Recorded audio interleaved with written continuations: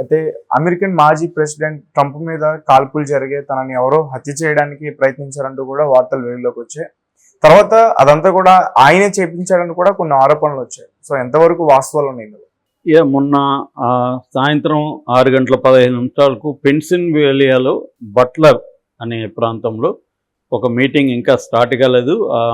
Start అవుతున్న తరుణంలో, ఆయన ఇంక మాట్లాడబోతున్న తరుణంలో ఒక వ్యక్తి కాల్పులు జరిపాడు. దాంట్లో అక్కడికి మీటింగ్కి వచ్చిన ఒక అతను చనిపోయాడు. కొంతమంది గాయాలు కూడా అయినాయి. ఇతనికి కూడా చెవి దగ్గర నుంచి లైట్గా తగిలి దూసుకుపోయింది. బ్లడ్ అయితే ముఖం మీదకి అంతా వచ్చింది.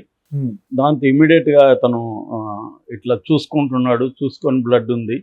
దాంతో ఇమీడియట్గా కిందకి కూర్చునేసాడు. వీళ్ళు సీక్రెట్ సర్వీస్ అంటారు, ప్రొటెక్షన్ పోలీసులు అతను తీసుకొని వెళ్ళి హాస్పిటల్కి తీసుకెళ్లారు, పిట్స్బర్గ్ హాస్పిటల్కి. సో ఇందులో ఒకరు చనిపోయారు, ఇద్దరికి సివియర్ గాయాలు తగిలాయి. సో ఎవరు ఇది కాల్చిందన్నప్పుడు థామస్ మాథ్యూ క్రూక్స్ అనే ఒక 20 ఏళ్ళ అబ్బాయి ఈ కాల్పులు జరిపినట్టుగా చెబుతున్నారు.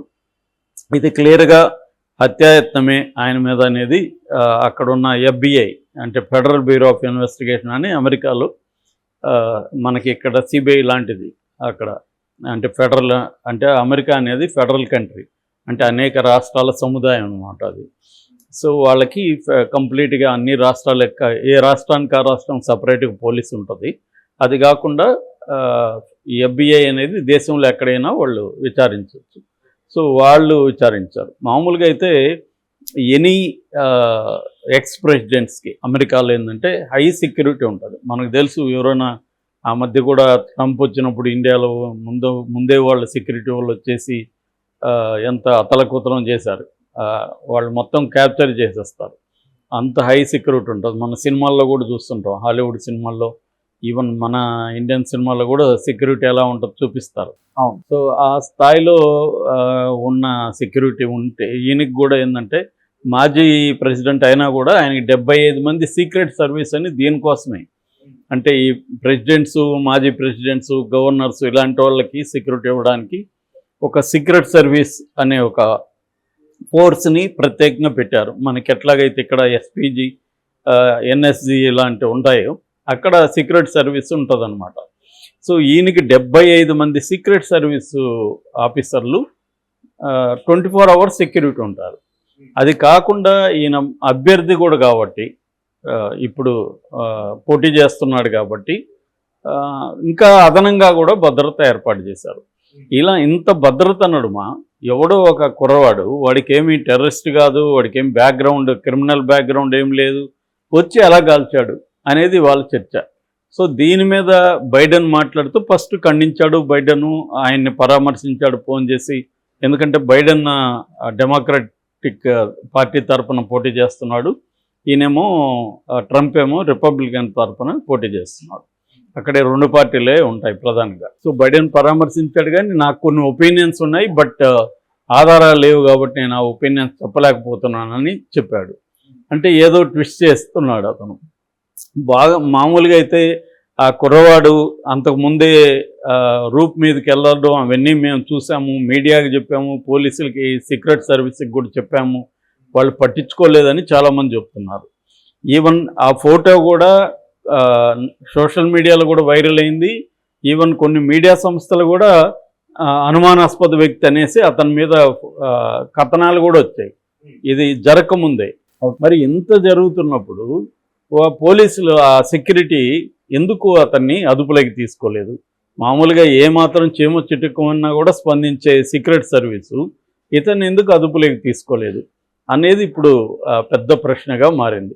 అందువల్ల ట్రంప్ గెలుపు అవకాశాలను పెంచుకోవడానికి మన ఇక్కడ జగన్ చేశాడని చెప్తున్న కోడికత్తి లాంటిది లేదా గులకరాయి లాంటి డ్రామా అతను ఏమన్నా వేశాడా? ఎందుకంటే ప్రపంచంలో ఎక్కడైనా మనుషులు ఒకే రకం బిహేవ్ చేస్తుంటారు చాలా విషయాల్లో.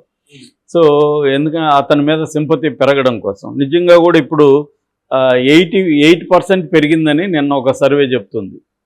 ఇతని మీద దాడి జరగడంతో విన్నింగ్ అవకాశాలు 70%కి వెళ్ళిపోయింది. అంటే ఈయన గెలిచే అవకాశం, ఆల్రెడీ ఇతను గెలుస్తాడని చెప్తున్నారు, కానీ అతను ఎందుకన్నా మంచిది అని ఇట్లాంటి ఒక దాడి చేయించుకున్నాడా ఎలక్షన్ ముందు అన్న విమర్శలు వస్తున్నాయి.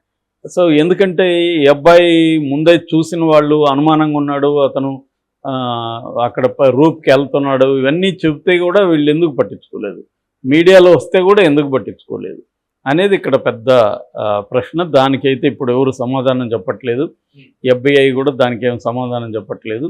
కాకపోతే సెక్యూరిటీ ల్యాబ్స్ అయితే ఉందని FBI ప్రతినిధి అనౌన్స్ చేశాడు, వాళ్ళు కూడా అది ఒప్పుకున్నారు, సీక్రెట్ సర్వీస్ వాళ్ళు కూడా. సో సెక్యూరిటీ ల్యాబ్స్ అంటారు, రేపు పొద్దున వాళ్ళ మీద చర్యలు తీసుకుంటారు, ఇక్కడలాగే ఉంటుంది, అక్కడ కూడా సస్పెండ్ చేస్తారు మహా అంటే, అంతకంటే ఎంక్వైరీ అంటారు, ఏముండదు కదా, నిజంగానే మన అతడి సినిమాలో ఇది పెద్ద సీన్ కదా. సో ఇలాగే ఏమన్నా జరిగిందా అనేది అంటున్నారు. ఎందుకంటే అతను యాక్చువల్గా రిపబ్లికన్ పార్టీనే అని చెప్తున్నారు, ఆ కుర్రాడు కూడా రిపబ్లికన్ పార్టీనే ట్రంప్కి క్యాంపెయిన్కి డబ్బులు కూడా ఇచ్చాడు అనేది కూడా చెప్తున్నారు. సో మరి రిపబ్లికన్ పార్టీని అయినప్పుడు వాడెందుకు, ఆ కుర్రాడు ఎందుకు ట్రంప్ మీద కాల్పులు జరిపాడు అనేది తెలియదు. ఎందుకంటే ఆ కుర్రాడిని తర్వాత కాల్చి చంపేశారు వీళ్ళు. సో ఆ కుర్రాడు కూడా లేడు ఇప్పుడు, చంపేశారు అతన్ని. సో ఇదంతా ఒక డ్రామానా అనేది కొంతమంది అంటున్నారు. కాకపోతే దీన్ని వ్యతిరేకించే ట్రంప్ని సపోర్ట్ చేసే వాళ్ళేమో ఎవరైనా బుల్లెట్ చెవి దగ్గర పోయే స్థాయిలో ఎవరైనా అటెంప్ట్ చేయించుకుంటారా, ఆ బుల్లెట్ కొద్దిగా తప్పుంటే అతను చనిపోయాడు కదా. అంటే సాధారణంగా అలాంటి సినిమాల్లో చూస్తాము, కరెక్ట్గా చేసి చెవి దగ్గరికి వెళ్ళేట్టుగా అంత ఇదిగా అతను చేయగలిగాడా, ఎందుకంటే పెద్ద దూరంగా కూడా లేదంట దీనికి అతను.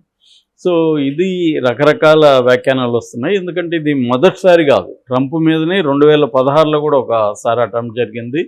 ఇంకా ప్రెసిడెంట్స్ చాలామంది చనిపోయారు కూడా. అబ్రహం లింకన్ మొదట్లో, ఆయన ఫస్ట్ ప్రెసిడెంట్, ఆయనకు ముందు కూడా కాల్పులు జరిగాయి, రూజ్వెల్ట్ మీద కాల్పులు జరిగాయి, తర్వాత రొనాల్డ్ రేగన్ ఉన్నాడు కదా, ఆయన మీద కాల్పులు జరిగాయి, విలియం మెకెన్లీ మీద జరిగింది. మెకెన్లీ కూడా చనిపోయాడు, అబ్రహాం లింకన్ చనిపోయాడు, మెకెన్లీ చనిపోయాడు, జేమ్స్ గారిఫీల్డ్ అనే ప్రెసిడెంట్ చనిపోయాడు. తర్వాత జాన్ ఎఫ్ కెనడీ విపరీతంగా పాపులర్ కూడా, జాన్ ఎఫ్ కెనడీ మీద సినిమాలు వచ్చాయి, డాక్యుమెంటరీ సిరీస్ వచ్చాయి. సో ఈ నలుగురు ఇప్పటివరకు చనిపోయాడు. గెరాల్డ్ ఫోర్డ్ 18 నెలల్లో ఆయన మీద 2 సార్లు అటెంప్ట్ జరిగాయి ప్రెసిడెంట్ మీద. సో అమెరికాలో కూడా ఎంత సెక్యూరిటీ ఉన్నా కూడా దాడులు అనేవి జరుగుతున్నాయి. సో ఆ రకంగా తీసుకున్నప్పుడు ఇక్కడ మాత్రం చూస్తే ఇది చాలా ఎవడో కుర్రాడు, 20 ఏళ్ల కుర్రాడు, వాడి పెద్ద ఎక్స్పీరియన్స్లు ఏం లేవు, వచ్చి ఒక రూప్ మీద నుంచి కాల్చేశాడా, అంత సింపులా అమెరికా కాబోయే ప్రెసిడెంట్, మాజీ ప్రెసిడెంట్ని చంపడం అనేది ఇప్పుడు ప్రపంచవ్యాప్తంగా చర్చ వస్తుంది. ఎందుకంటే దీన్ని అందరూ కూడా వరల్డ్ వైడ్ ప్రెసిడెంట్లు అందరూ ఖండిస్తున్నారు. ఎందుకంటే ఏ ఆఫ్రికా ప్రెసిడెంట్ మీద అడిగితే ఎవడు పట్టించుకోడు, అమెరికా ప్రెసిడెంట్ అనేసరికి స్పందించే పద్ధతి వేరేగా ఉంటుంది. సో అలాగా మన మోడీ కూడా ఖండించాడు దీన్ని. సో మామూలే, వైలెన్స్కి తావులేదు, ప్రజాస్వామ్యులు ఇవన్నీ మాట్లాడారు. కానీ ఇక్కడ ప్రధానంగా ఇప్పుడు ఈ చర్చ వస్తుంది. ఏదేమైనా ఆయన చేయించుకొనున్నా లేకపోతే వాడే వాలంటరీగా చేయిస్తున్నా ఆయనకైతే హెల్ప్ అయింది ఇది ఎలక్షన్లో. మళ్ళీ ట్రంప్ వచ్చే అవకాశాలే మనకి ఎక్కువ కనిపిస్తున్నాయి, ఎందుకంటే ఆల్రెడీ 80% విన్నింగ్ అవకాశాలు పెరిగిపోయినాయి అనేది అంటున్నారు. అతని ఇంట్లో పరిశీలిస్తే మాత్రం కారులో కానీ ఇంట్లో కానీ మందుగుండు తయారీకి కావాల్సిన బేసిక్ మెటీరియల్ అంతా మాత్రం ఉందని చెప్తున్నారు. అంటే ఒకవేళ గన్నుతో కుదరకపోతే ఏదన్నా కారు బాంబులాగా ఏమన్నా పేలడానికి ట్రై చేశాడనేది చెప్తున్నారు. వాళ్ళ ఫాదర్ కానీ అతనితో కూడా చదువుకున్న వాళ్ళు కానీ అతనికి పాజిటివ్గానే మాట్లాడుతున్నారు. మా వాడికి ఎప్పుడు వైలెన్స్ అనే నేచర్ లేదు,